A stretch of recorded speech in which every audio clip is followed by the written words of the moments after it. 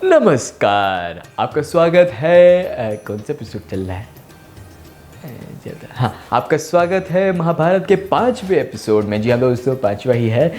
तो 5वें एपिसोड में हमने पिछले एपिसोड में देखा था कि कैसे भीष्म अपने छोटे भाई विचित्रवीर के लिए अंबालिका को, काशी की जो राजकुमारियाँ थी उनको लेकर आते हैं। लेकिन अम्बा किसी और के प्यार में थी, तो शल्व के प्यार में थी, तो शल्व तो रिजेक्ट कर देते हैं अम्बा को। तो वापस आते हैं, फिर उनसे बोलते हैं कि मुझसे शादी कीजिए, लेकिन वो नहीं मानते हैं। तो युद्ध होता है। फिर तो शिव जी वरदान देते हैं अम्बा को कि अगले जन्म में तुम ही बनोगी भीष्म की मृत्यु का कारण, और तब तक तुम्हें वेट करना पड़ेगा। तो वो अपना सुसाइड कर लेते हैं ताकि अगले जन्म में जल्दी से पैदा हो। ये हम आगे कंटिन्यू करेंगे जब उनका टाइम आएगा। तो आगे ये होता है कि विचित्रवीर और की शादी कर दी जाती है 2 राजकुमारियों से, अंबिका अंबालिका से। और तो भाई लेकिन जिस दिन शादी होती है और शादी के उसी दिन विचित्रवीर टैं बोल जाते हैं, उनकी मृत्यु हो जाती है क्योंकि बहुत ज़्यादा बीमार थे वो। और फिर कोई ऑप्शन नहीं बचता है। अब सब परेशान होते हैं, सत्यवती परेशान होती है, भीष्म परेशान होते हैं कि भाई अब तो कोई वंश ही नहीं बचा, तो कैसे बढ़ेगा वंश।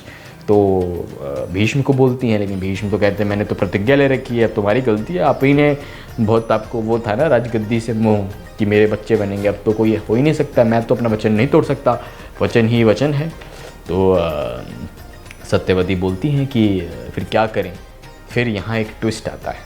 जी हाँ, असल में सत्यवती के 2 पुत्र नहीं 3 पुत्र होते हैं। एक इनका यू कैन से दैट एक इनके ऐसे पुत्र होते हैं जो बचपन में ही वनवास की ओर निकल चुके थे, जिनका नाम था वेद व्यास। जी हाँ दोस्तों, वेद व्यास ने ही महाभारत लिखी है, और यही सत्यवती के तीसरे पुत्र होते हैं जिन्होंने बचपन में संन्यास ले लिया था। लेकिन इस वचन के साथ कि जब वक्त होगा, जब टाइम आएगा, तो मैं ज़रूर आऊँगा एक बार मदद करने के लिए।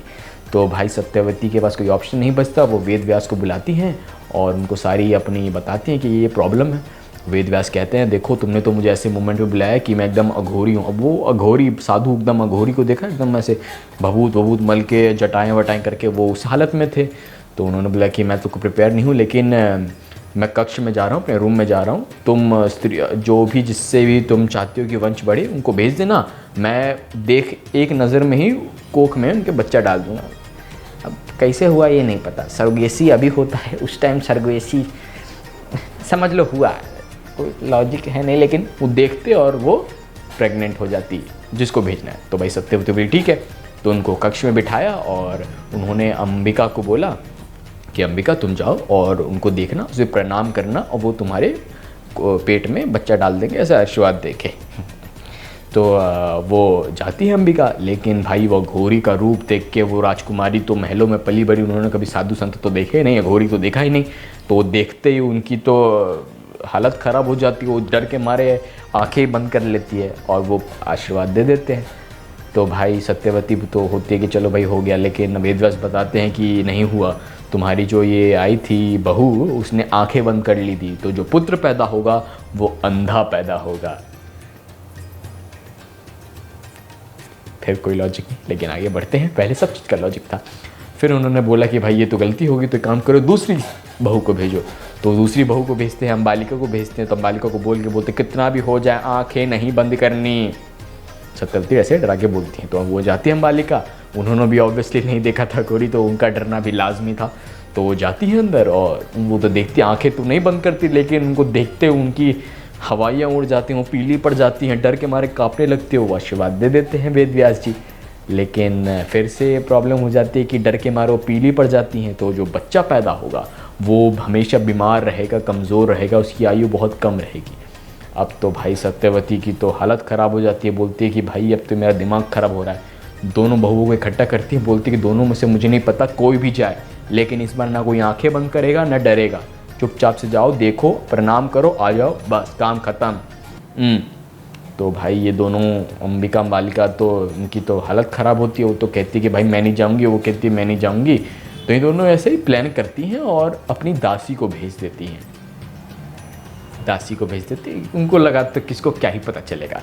तो दासी जाती है। अब दासी तो भाई महलों में तो आना जाना, बाहर रहना, तो अघोरी का तो रोज़ ही देखने का काम था।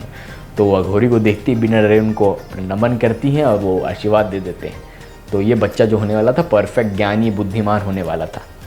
लेकिन अब वेदव्यास बोलते हैं कि मैं 3 ही का बार कर सकता था ये अपना वरदान का सिस्टम, तो मैं चलता हूँ। वो कह के चले जाते हैं। अब सत्यवती के पास कोई ऑप्शन नहीं बचता है, अब तो जो होना था हो गया। तो इसके साथ ही वो कहती कोई बात नहीं, जैसा होगा देखा जाएगा।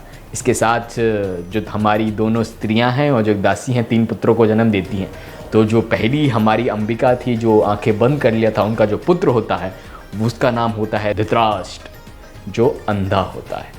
जो हमारी दूसरी होती हैं जो देख के पीली पड़ जाती है, डर जाती है, उनके पुत्र होता है पांडु, जो हमेशा बीमार रहता है, जिसकी आयु बहुत कम रहती है। जो तीसरी दासी की थी जो देखने गई थी, जो बिना डरे गई थी और वेदव्यास ने आशीर्वाद दिया था, उनका जो पुत्र होता है वो होता है विदुर, जो ज्ञानी होता है हर चीज़ में। उसको पॉलिटिक्स और हर चीज़ में ज्ञानी होता है। जैसे 3 पुत्रों का जन्म हो जाता है और भीष्म इनको अपनी ट्रेनिंग में ले लेते हैं। तो आज की कहानी यहीं तक, अगले एपिसोड में मिलेंगे। धन्यवाद।